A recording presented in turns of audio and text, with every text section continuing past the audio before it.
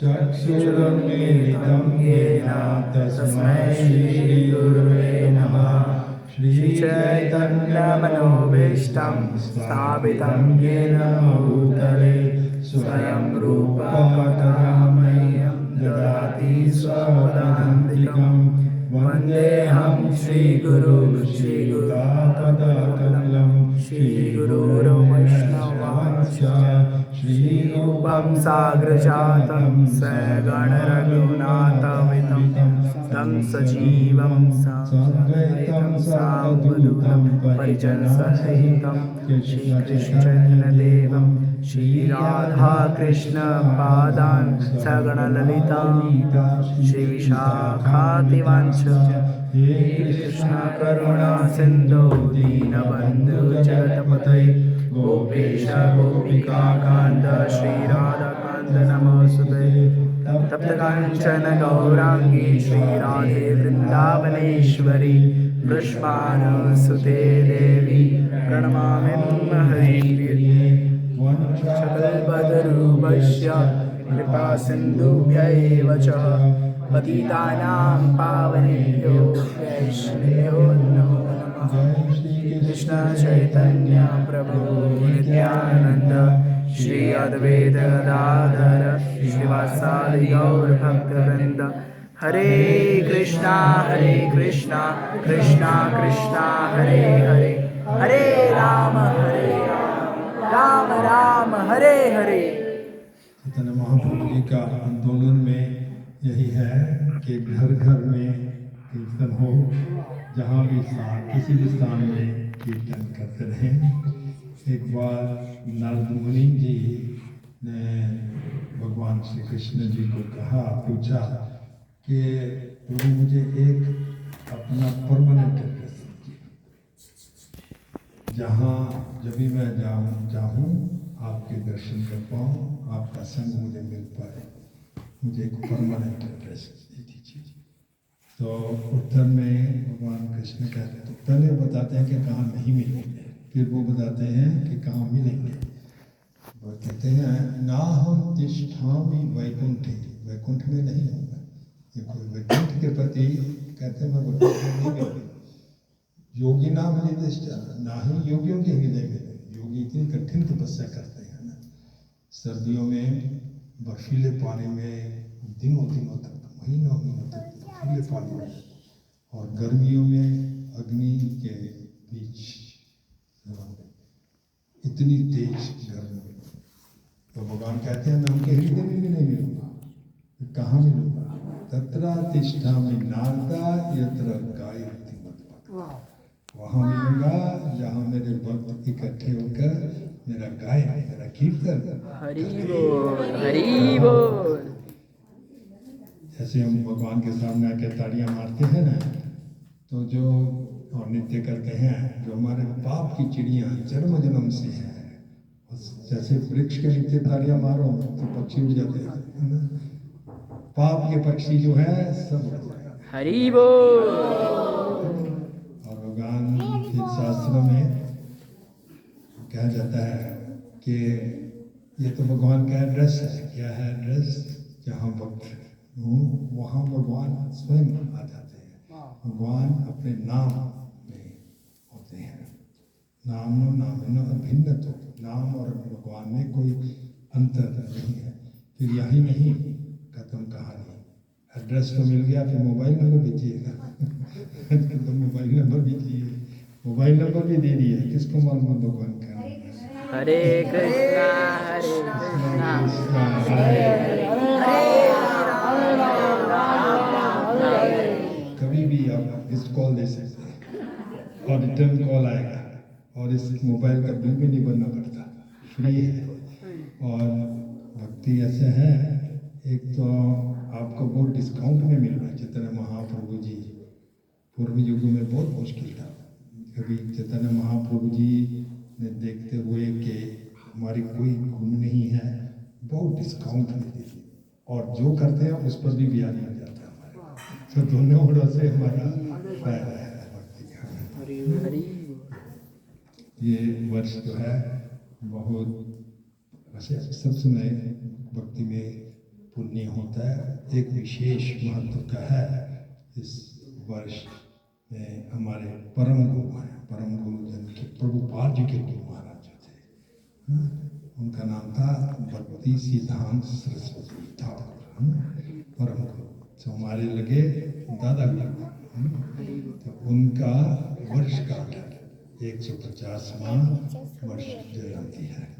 तो ये पूरी दुनिया भर में उनकी ये वर्ष जयंती के उपलक्ष्य में फेस्टिवल्स आयोजित किए गए हैं, उनकी कथाएं हो रही हैं, उनका बारे में और ज्ञान दिया जाता है। और यहाँ में भी, इंडोर में भी बहुत से प्रोग्राम्स किए जाएंगे।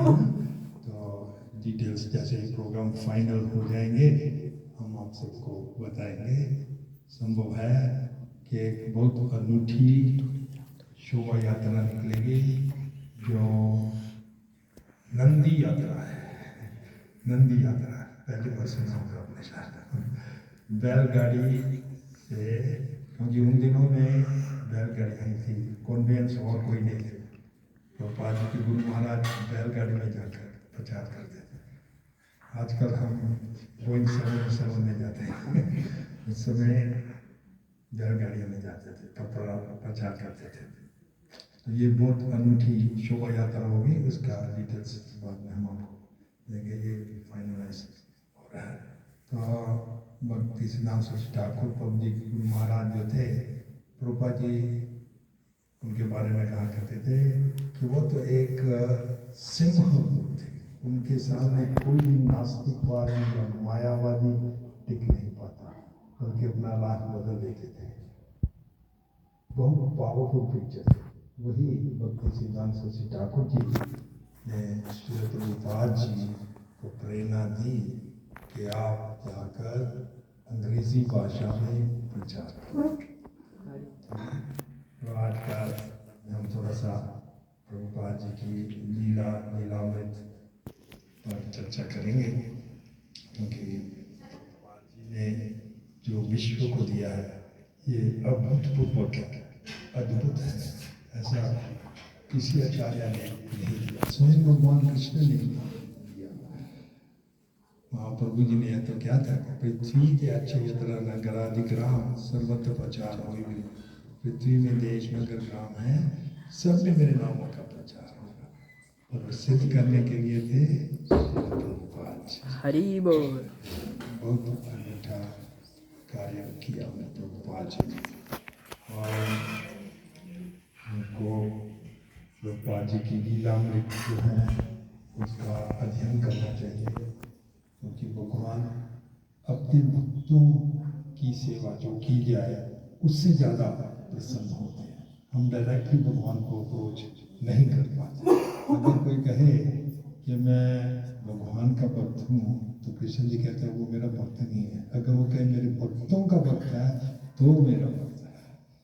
Without going through the devotee you can not reach Krishna. और अद्भुत लीलाएं हैं। प्रभुपाद जी को पूछा गया कि आप अपने गुरु महाराज के बारे में बताइए।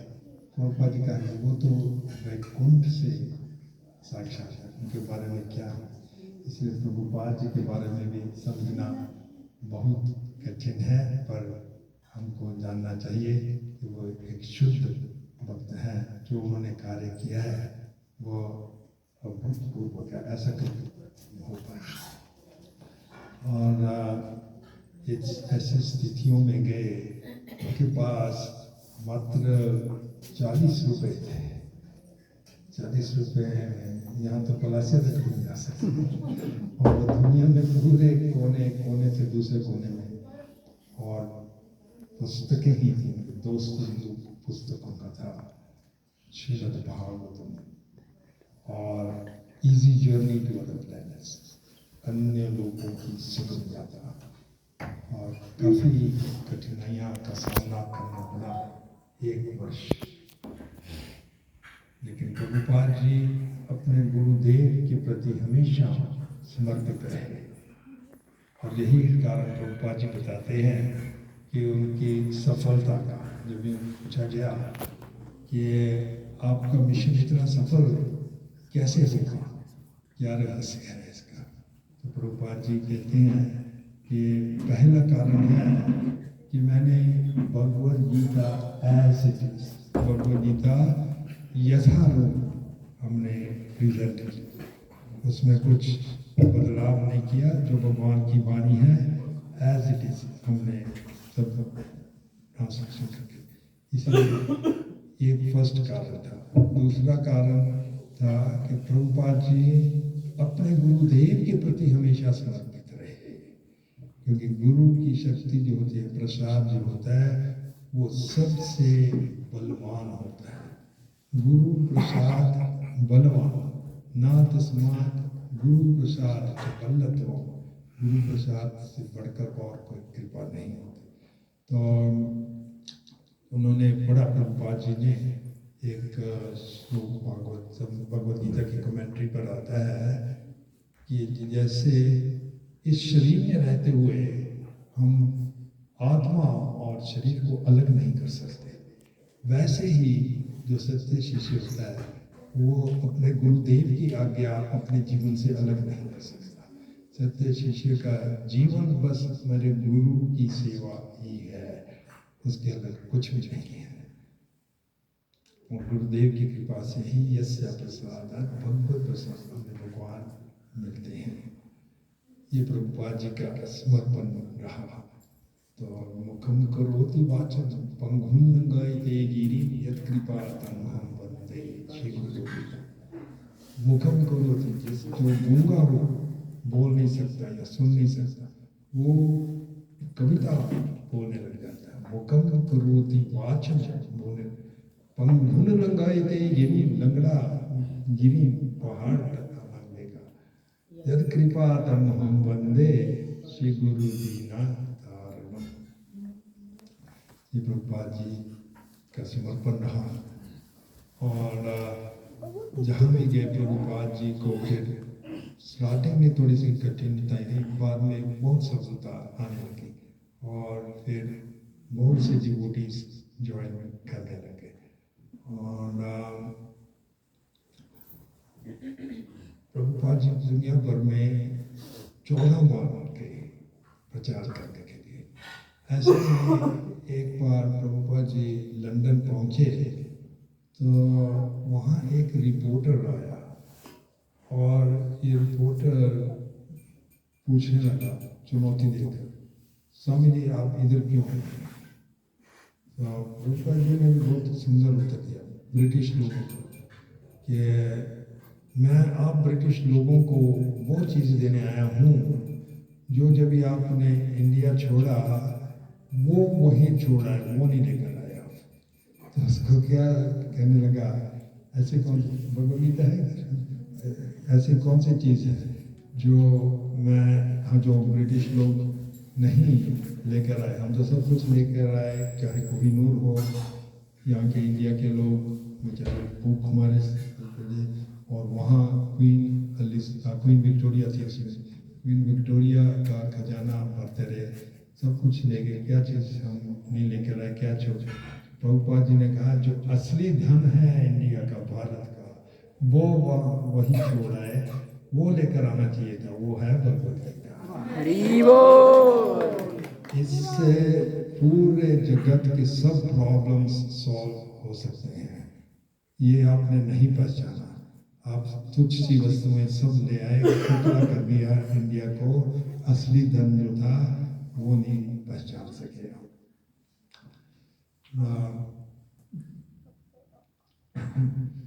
प्रभुपाद जी को एक बार पूछा गया, क्योंकि प्रभुपाद जी अपने पुस्तकों पर बहुत बल दिया करते थे। उनकी ये पुस्तकें जो लिखी हैं ये हम सब के लिए, प्रभुपाद जी चाहते थे हम सब अध्ययन करें इन पुस्तकों। ये मूवमेंट इतनी तेजी से फैली है क्योंकि प्रभुपाद जी ने बुक डिस्ट्रीब्यूशन पर बहुत ध्यान दिया, लेकिन प्रभुपाद जी कहते थे ध्यान डिस्ट्रीब्यूशन से करना पर अध्ययन भी करना पुस्तकों का।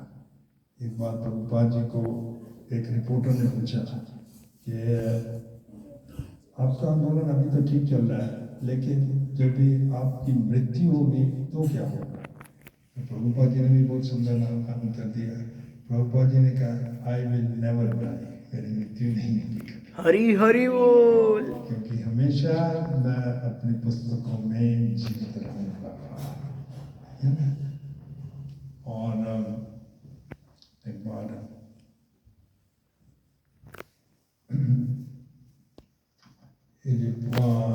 ऐसा था, एक डिवोटीज का नाम भागवत दास, हमारे गुरु, वो अपने मुकाबले से सुनाते हैं कि प्रभुपाद जी कुछ लाइफ मेंबर्स को प्रचार कर रहे थे। तो जब ये लाइफ मेंबर्स चले गए, प्रभुपाद जी ने भागवत दास को पूछा, तो क्या आपको समझ आया मैं क्या कर रहा था, श्लोक आपको आते हैं? उन्होंने कहा सॉरी प्रभुपाद जी, मुझे नहीं आता। तो प्रभुपाद जी ने कहा ठीक है, आप लोग बहुत सेवा करते हैं, मैं जानता हूँ, मैनेजमेंट देखना है, फाइनेंस करने का है, कई चीज़ें काम करनी है ठाकुर जी, लेकिन इन पुस्तकों का अध्ययन करना भी बहुत इम्पोर्टेंट है, बहुत महत्वपूर्ण है। प्रभुपाद जी ने कहा मैं स्वयं अपनी पुस्तकें हर रोज पढ़ता हूँ। प्रभुपाद जी ने लिखी है, वो बोलते मैं हर रोज पढ़ता हूँ। फिर रहस्य की बात करी प्रभुपाद जी ने कहा कि क्योंकि ये पुस्तकें मैंने नहीं लिखी, प्रातःकाल श्री कृष्ण जी डिक्टेशन देते हैं, मैंने इनको खाली लिखित रूप दिया है। पुस्तकों का अध्ययन करना हमारे लिए बहुत ही इम्पोर्टेंट है। ऐसे प्रभुपाद जी के संबंध में बहुत से अमृत में कहा, उन्होंने जो किया इतने कम समय में, ना ही कोई धनराशि थी उनके पास, और बहुत से लोगों के हृदय को में भक्ति का बीज दे रहा था। रास्ते में 2 बार हार्ट अटैक भी आए उनको, और प्रभुपाद जी हमेशा श्री कृष्ण जी की कृपा पर निर्भर रहते थे। Recently prime minister Modi ji ने कहा था, और उससे पहले अटल बिहारी वाजपेयी ने भी कहा कि जो प्रभुपाद जी ने किया है ये एक बहुत बड़ा चमत्कार है। और हम तो कहेंगे कि एक चमत्कार ही नहीं बल्कि सृष्टि का सबसे बड़ा चमत्कार है।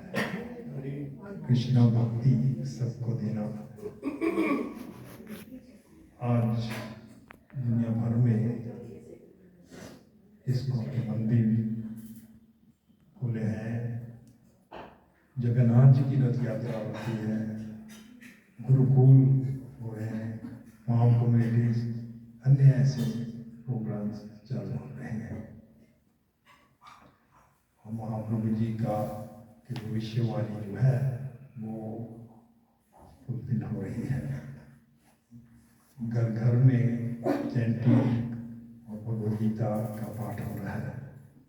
एक बार चैतन्य महाप्रभु जी को कुछ भक्तों ने बुलाया अपने घर में प्रसाद के लिए, तो महाप्रभु जी कहने लगे मैं तो लाखपतियों के घर की प्रसाद लेता हूँ। ये बहुत चौंक सब चिंतित हो गए। लाखपति हमारे पास तो 100 रुपये भी नहीं है, ये लाखपति उन समय की लाखपति शायद आज के अरबपति है, करोड़पति होंगे, करोड़पति होंगे। तो बहुत चिंतित हो गए, लेकिन महाप्रभु जी अपने भक्तों को कभी चिंता में नहीं डालते, बल्कि चिंता दूर करते हैं। जो भी चैतन्य महाप्रभु जी का स्मरण करेगा उसके लिए मुश्किल से मुश्किल काम बहुत सहज है। और चिंता स्मरण नहीं करेगा तो सरल से सरल काम चैतन्य महाप्रभु जी कभी अपने भक्तों में को चिंता में नहीं डाला। तो उन्होंने चिंता मत करो, लाखपति वो है जो 1 लाख नाम जप करे। हरी हरी बोल। क्योंकि नाम जब हम जपते हैं तो स्वयं भगवान हमारी जीवा पर रहता है। नाम एक चिंतामणि है। चैतन्य महाप्रभु जी एक स्पर्श मणि जैसे हैं, और सबसे बड़े कैपिटलिस्ट हैं, धनी धनी कहते हैं कैपिटलिस्ट। और उनका धन क्या है, उनका स्पर्शमणि क्या है, हरि नाम। जिसको भी हरि नाम देते हैं वो स्वयं भी आनंद का एहसास करते हैं और दूसरों को भी ये देते हैं।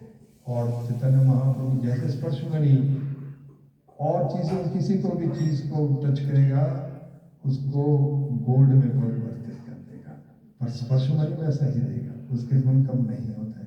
वैसे ही चैतन्य महाप्रभु जी हैं, सबको कृष्णा प्रेम देते हैं और उनमें कुछ भी कमी नहीं होती। ऐसा आता है कि जब श्री कृष्ण जी आए थे उस समय कृष्ण प्रेम उपलब्ध तो था, पर बहुत लोग नहीं ले पा रहे थे, सभी नहीं ले पा रहे थे। तो महाप्रभु जी जब आए उनके पार्षदों के साथ, उन्होंने ये एक्चुअली कृष्ण प्रेम एक भंडार में स्टोर में रखा हुआ था और सील किया हुआ था, कि मतलब बहुत कम लोग ले पा रहे। महाप्रभु जी आए उनके पार्षदों के साथ, नित्यानंद प्रभु, हरिदास, श्रीवास ठाकुर, गदाधार पंडित, इन्होंने आकर तोड़ दिए लॉक और दरवाजा खोल दिया। और जो अंदर रखा हुआ था कृष्णा प्रेम, पहले तो उसका आस्वादन किया और सबको दिया। उसमें उन्होंने ये विचारा नहीं कि कोई योग्य हो ना कोई अयोग्य हो, सबको कृष्णा प्रेम।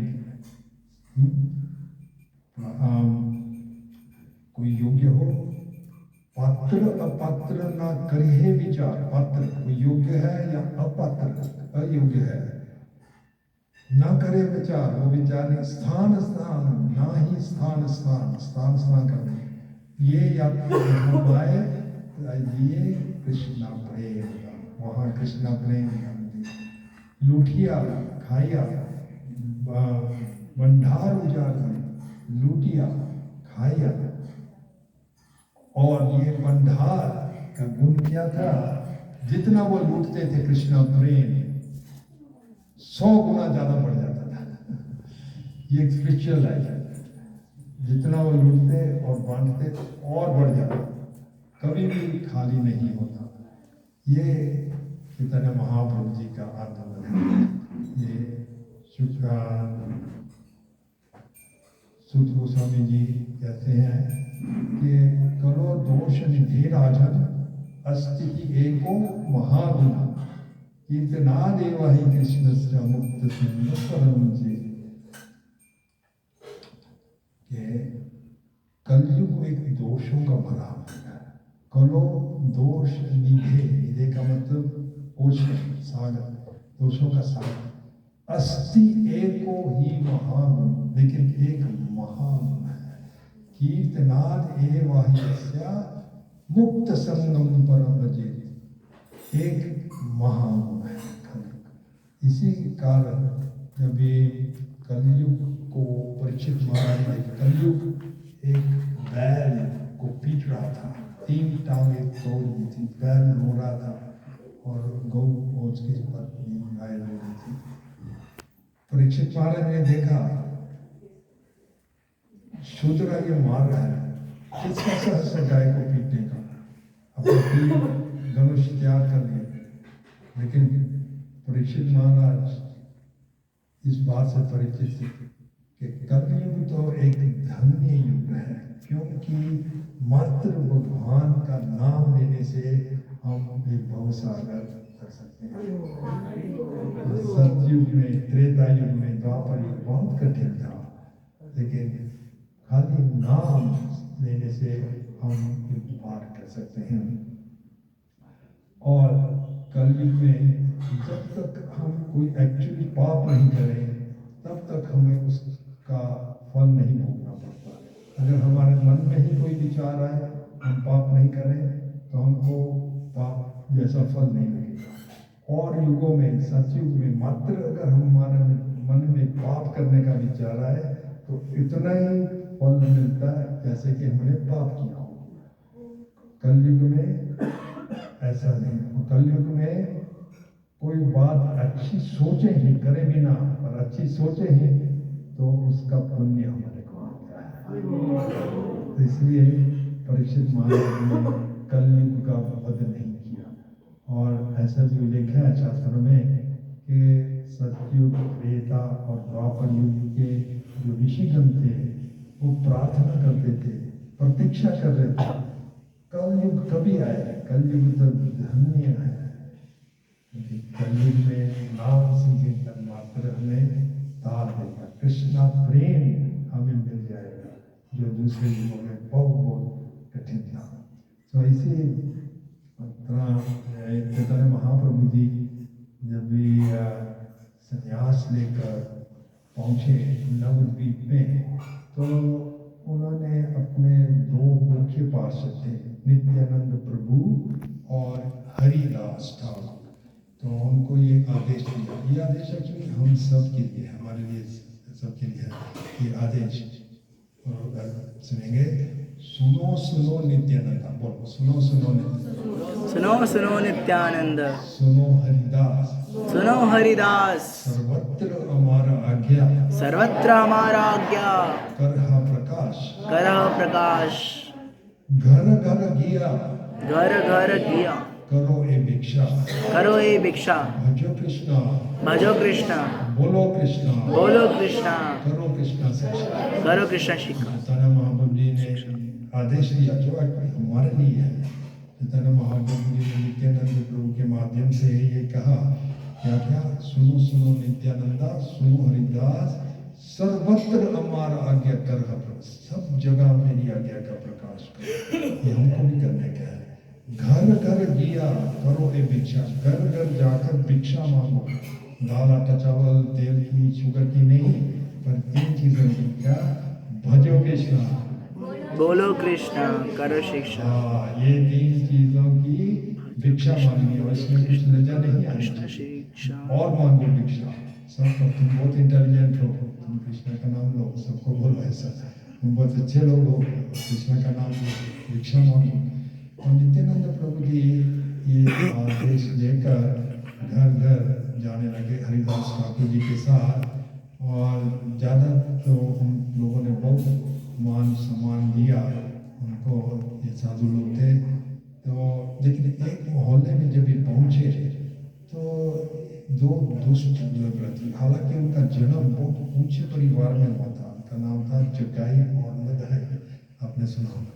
तो ये एक्चुअली कलयुग के प्रभाव से और दुर्संग से इतने पतित हो गए थे कि ये अवैध संग करते और मांस खाते गाय का, और निर्दोष बालकों को गंगा जी में फेंकते थे। इतने क्रूर पापी हो गए थे कि कोई उनकी छाया में भी नहीं जाना चाहता। अगर कोई भूल के भी गलती से छाया में भी चले, पूर्णतः गंगा जी में स्नान करता था। तो ऐसे पापी लोग थे। तो जब भी उनके माहौल में पहुंचे, दूसरे भक्तों ने बताया, नित्यानंद प्रभु आप मत जाइए, ये दुष्ट लोग हैं, ये आक्रमण करेंगे आपके ऊपर, मत जाइए। लेकिन नित्यानंद प्रभु जी ने कहा, हमें तो महाप्रभु जी ने कहा है घर घर गिया करो, घर घर में जाओ। उन्होंने नहीं कहा कि किसी को छोड़ दो, हम देख लेंगे जो कुछ है, हमको तो सबको देने का, सबका उद्धार करने का है। तो नित्यानंद प्रभु कीर्तन करते गए और हरिदास का, जैसे ही वहाँ ये दो दुष्ट थे जगाई मधाई, हालांकि ब्राह्मण कुल में जन्म हुआ था, अभी पतित हो गए थे, तो ये सहन नहीं गए, नशे में विरुद्ध थे। कौन है ये कीर्तन करने वाला, इसका साथ में कीर्तन करता।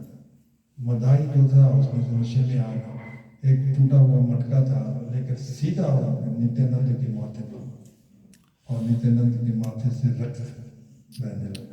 तो दूसरे वक्त भागे भागे गए चैतन्य महाप्रभु जी के पास और उनको बुलाया, महाप्रभु बहुत अनर्थ हो गया है, नित्यानंद प्रभु आक्रमण किया है। महाप्रभु जी ने जैसे सुना, महाप्रभु, नित्यानंद प्रभु मेरे इतने प्रिय पार्षद हैं, उनके बारे में कोई अपशब्द भी बोले तो मुझे इतनी पीड़ा होती है। इन्होंने उनको पटका मारा, आक्रमण किया, सुदर्शन को बोला सुदर्शन आओ, चलो। सुदर्शन आए और सुदर्शन लेकर वहाँ पहुँचे जहाँ जगाई में दाई थे और दोनों का वध करने के लिए तैयार हो। लेकिन नित्यानंद प्रभु जी इतने दयालु हैं, वो हमारे आदि गुरु भी हैं नित्यानंद प्रभु जी। तो नित्यानंद प्रभु जी महाप्रभु जी के चरण पकड़े नहीं पकड़े। इस कलयुग में आपको किसी का भी मत नहीं करना है, क्योंकि कलयुग में सबका मत जो सबकी मत जो है वो पाप नहीं है। आपको ये जो पाप में दुष्ट मन है उसका नाश करना, मत नहीं करना किसी। तो क्योंकि महाप्रभु जी को ऐसा आग्रह किया और महाप्रभु जी अपने भक्तों के नियंत्रण में रहते हैं। साधु हृदयम मह्यम, साधु मेरे हृदय में रहते हैं। साधु नाम हृदय हम, साधु के हृदय में मैं रहता हूँ, साधु मेरे हृदय में। मेरे सिवाय साधु कुछ नहीं जानते और मैं भी साधु के सिवाय कुछ नहीं जानता। तो महाप्रभु जी ने नित्यानंद प्रभु जी का ये जो आग्रह था स्वीकार कर दिया और इन दोनों को क्षमा कर दिया। और उनको क्षमा ही नहीं कर दिया बल्कि उनको कृष्णा प्रेम भी दे दिया, हरि बोल। जिससे वो हर रोज 2 लाख नाम जपते थे और उनके नेत्रों से प्रेम के आंसू लगातार बहने लगे। ऐसे पापियों को पापी तापी जात जिलो, हरि नाम उधारी तारा साक्षी जगाई, ये साक्षी है जगाई। फिर ये प्रसंग आगे भी चलता है।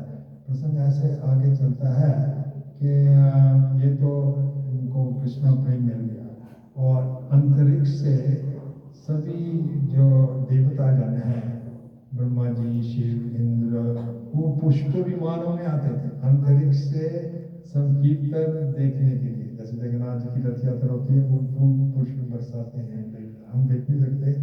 तो देवतागण कीर्तन देखने के लिए, कीर्तन इतना आनंदमय लीला है, दिव्य लीला है, ये भौतिक जगत की लीला नहीं है।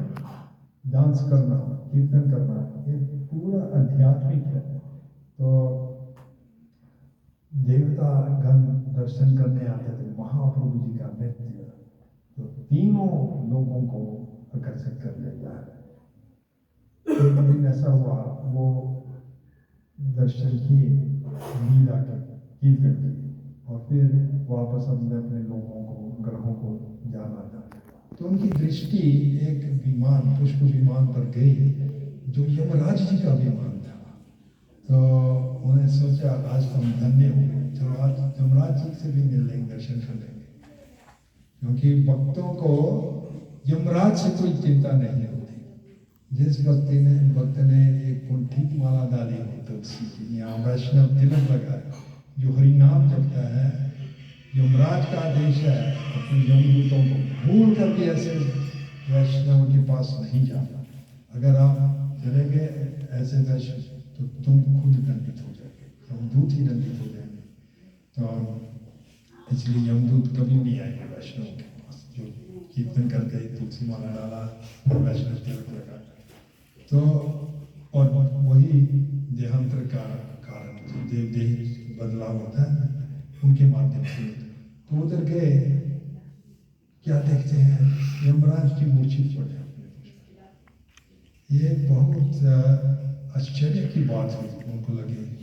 इनके पास तो सबसे इम्पोर्टेंट डिपार्टमेंट है, बहुत इम्पोर्टेंट डिपार्टमेंट है, पापियों को दंड देना। कलयुग में खास ज्यादा नहीं पाते, तो ओवर टाइम करना पड़ता है। पर ये मूर्छित पड़े हैं, अचित पड़े हैं, दंड कौन देगा पापियों को? और फिर ये देहांतर एक शरीर से दूसरा, ये भी Yamraj ji Lord of death वही है, मृत्यु के देवता वही है, ये कौन करेगा? तो उन्होंने पूछा देवताओं ने, जो पुष्प विमान का जो चालक था पायलट, कि ये कैसी स्थिति हो गई, यमराज जी अचित पड़े हैं। तो उन्होंने बताया, पायलट कहने लगे कि यमराज जी को ये रिपोर्ट मिली, किसके द्वारा? उनके सेक्रेटरी, कौन है उनका सेक्रेटरी? चीफ सेक्रेटरी, चित्रगुप्त ने रिपोर्ट दी, हर एक जीव की रिपोर्ट जाती है यमराज के पास, क्या क्या पाप किए हैं, क्या क्या पुण्य किए हैं। तो चित्रगुप्त से रिपोर्ट मांगी, ये बताओ क्या है बताओ। तो उन्होंने बोला प्रभु ये जमगाई मधाई इन्होंने इतने पाप किए हैं कि मैं लिखते लिखते ही थक गया इनके पापों का, और उतने ही पापों के लिए इनको करोड़ों जन्म नरक में जाना पड़ेगा। तो मैंने सोचा अभी और क्या लिखना, मैं लिखना इच्छा से होता। उस समय भी होता ना लिम्का बुक ऑफ रिकॉर्ड्स, उनका सबसे पहले नाम आता, सबसे ज़्यादा पाप किए लिम्का बुक ऑफ रिकॉर्ड्स में, उसमें नहीं था पर सबसे ज़्यादा पापी वो थे उस जमाने में। तो यमराज ने सोचा कि लगता है कि इनके लिए कोई विशेष नरक बनाना पड़ेगा, मेरे नरक प्राप्त नहीं है इसके लिए, इसके बारे में सोच रहे थे, तो बहुत ही ज़्यादा पापी लग रहे हैं। तो यमराज इस ओर विचार कर रहे थे कि स्पेशल नरक बनाना पड़ेगा। और दूसरी ओर यमराज ने देखा कि ये दो पापी नित्यानंद के आग्रह से चैतन्य महाप्रभु ने इनको क्षमा कर दिया, और कृष्ण प्रेम में वही जो इतने पापी गुरु पापी थे, फर्स्ट नंबर पापी थे, वो अभी नाम लेने लगे, उनके नेत्रों से प्रेम के आंसू आ रहे हैं, दिन रात पछतावा है उनको। इतने दयालु हैं मेरे प्रभु, ऐसे दुष्टों को जिनको विशेष नरक में जाना चाहिए उनको क्षमा कर दिया, और क्षमा नहीं कर दिया बल्कि कृष्ण प्रेम भी दे दिया। कितने दयालु हैं मेरे प्रभु। इस पर विचारते विचारते वो सहन नहीं कर पाए, उन्हें मूर्छित पड़ गया। अभी देवताओं के लिए समस्या होगी, ये प्रभु जी मूर्छित पड़े हैं, यमराज जी अचेत पड़े हैं, तो अभी हम उनको वापस जागृत कैसे करें। तो उन्होंने इस गोष्ठी रखी, कंसल्टेशन रखा, और उन्होंने सब में आपस में निष्कर्ष निकाला कि सभी समस्याओं का एक ही हल है, हरे कृष्णा कृष्णा कृष्णा हरे हरे, हरे राम राम राम हरे हरे। तो सब देवतागण अपने अपने विमानों में कीर्तन करने लगे और नृत्य करने लगे, और उनके विमान में नृत्य कर सके। ये विमान जहाँ तो चलते हैं उसमें नृत्य नहीं करने देते, कर भी नहीं सकेंगे, आपको गिर जाएगा। लेकिन वो पुष्प विमान जो है उसमें सब नृत्य करने लगे, और जब ये नृत्य की और कीर्तन की ध्वनि यमराज के कर्णरंध्रों से अंदर हृदय तक पहुंची, तो यमराज की चेतना जागृत होने लगी। ये क्या हो रहा है, तो कीर्तन हो रहा है। तो फिर उठ कर देखा ब्रह्मा जी, चतुर्मुखी ब्रह्मा जी, चार मुख वाले, और पांचमुखी महादेव, ये सब जो कीर्तन कर रहे थे।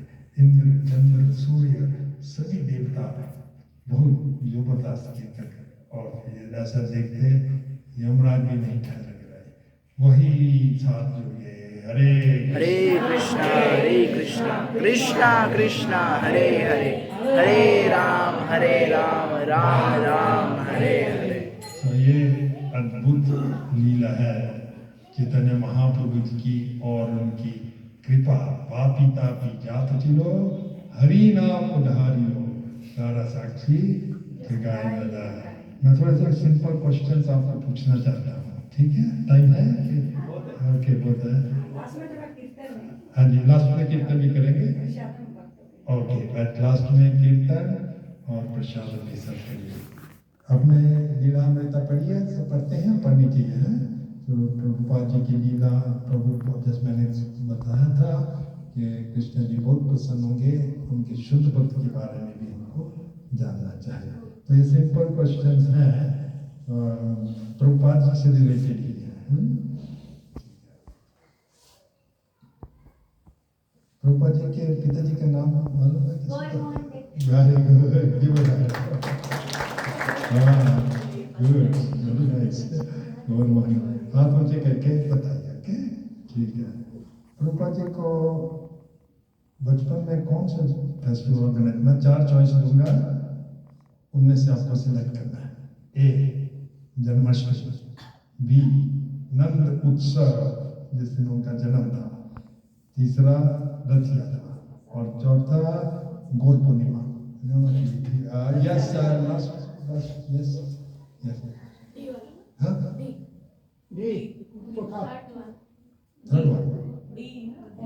वन रथ यात्रा है। Good very good. Prabhupada ji का खाने में सबसे फेवरेट आइटम कौन सी थी? आपको यहाँ पर बनानी माता जी कचौरी। जिसका नाम था नंदू कचौरी जी का। वेरी गुड कचौरी। ओके, उसी श्रृंखला में प्रभुपाद जी के गुरु महाराज की फेवरेट आइटम क्या थी? आपने बताना। गुरु ये महाराज याद बड़े थोड़ा देर आप बताया था। Thank you very good. भक्ति सिद्धांत सच ठाकुर जी को पूरा दान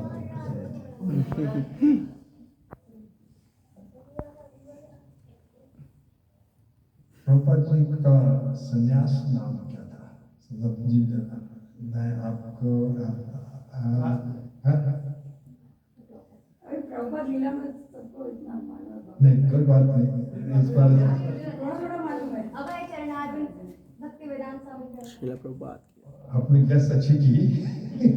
बहुत अच्छी गेस की, पर एक्चुअली संन्यास नहीं किया था। ऐसी भक्तिवेदांत स्वामी तो उनका नाम था, अभय चरण तो उनके गुरु महाराज ने दिया था। संन्यास नाम कोई आइडिया? गेस आपने ठीक गेस किया, तकरीबन राइट ही। स्वामी महाराज, खाली स्वामी महाराज, स्वामी महाराज, ये उनका संन्यास नाम था। मैंने बताया था प्रभुपाद जी बुक्स लेके गए थे अमेरिका, भागवतम की सेट्स है ना, और एक पुस्तक भी लेकर गए थे। हाँ चैतन्य चरितामृत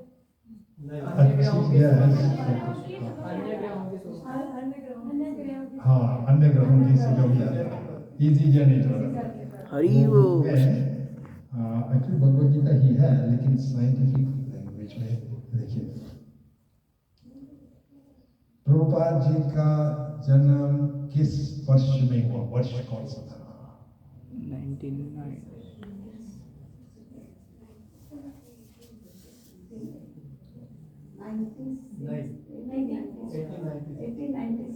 1896 करेक्ट। हरि बोल।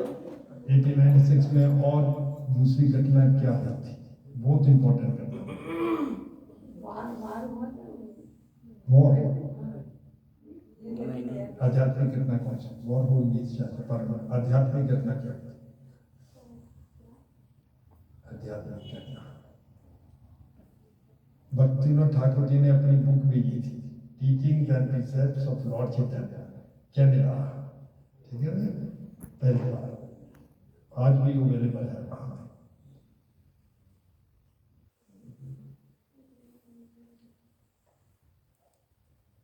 ओके, ये खाली थोड़ा आपको प्रेरणा देने की, ताकि आप लीला मत करें, ठीक है ना।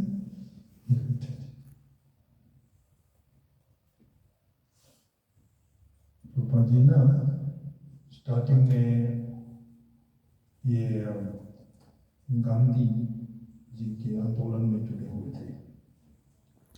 तो जब ये उन्होंने पहली बार अपने गुरुदेव से गए, उन्होंने खाली दंडवत प्रणाम किया, उठे भी नहीं थे। गुरुदेव ने कहा कि आप तो पढ़े लिखे हैं, आप जाके प्रचार कीजिए। तो उसमें प्रभुपाद जी ने ये तर्क दिया कि इंडिया तो अभी इंडिपेंडेंट नहीं है, हमारी कौन सुनेगा। लेकिन प्रभुपाद जी ने कहा भागवतम का संदेश इतना इम्पोर्टेंट है, ये रुक नहीं सकता, हो ही चुकी है, किसी चीज़ से रुक नहीं सकता, इंडिपेंडेंट हो या ना हो।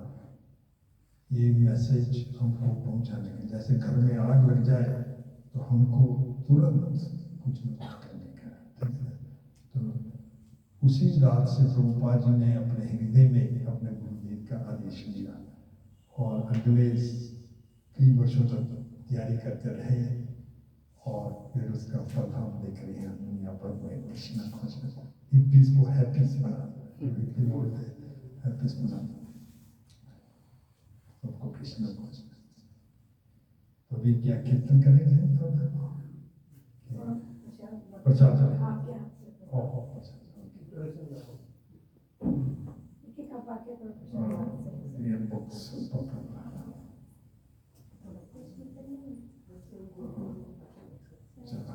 नरसिंह को कुछ बोलने का हाँ, तो ये बच्चे 2 मिनट रह जाएंगे। नरसिंह कुछ पढ़ेंगे।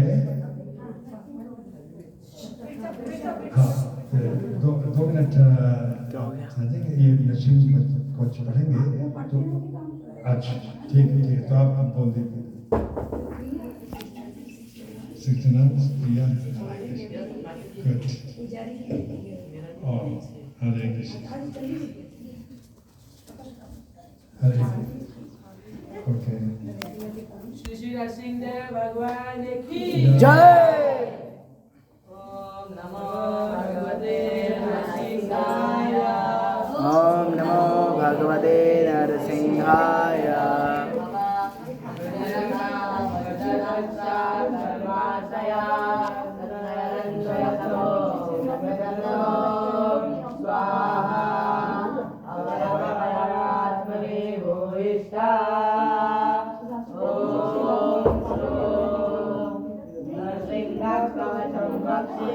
प्रह्लादेन नामुराम